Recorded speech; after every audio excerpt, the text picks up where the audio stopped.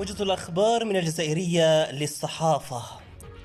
يجري العميد قوسمية نور الدين قائد الدرك الوطني زيارة عمل وتفتيش إلى القيادة الجهوية السادسة للدرك الوطني بطامن راصد، حيث وقف على درجة استعداد الوحدات والأفراد لمحاربة الجريمة بكل أشكالها، حسب ما أفاد به يوم الخميس بيان للقيادة العليا للدرك الوطني.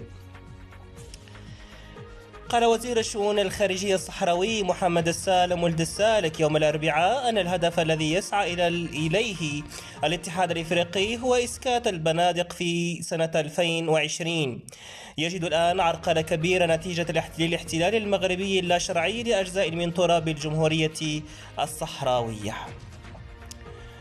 وفي باريس توفي الرئيس الفرنسي الأسبق فاليري جيسكار ديستان أمس الأربعاء عن عمر ناهز 94 عاما، محاطا بأسرته في مسكنه بأوثون في لورايتيشير، وفقا لما نقلته وسائل الإعلام الفرنسية.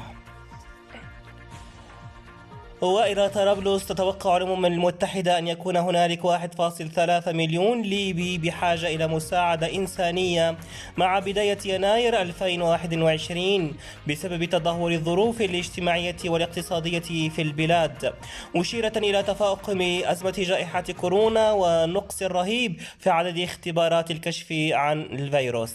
كان معكم تملالي عادل، إلى اللقاء.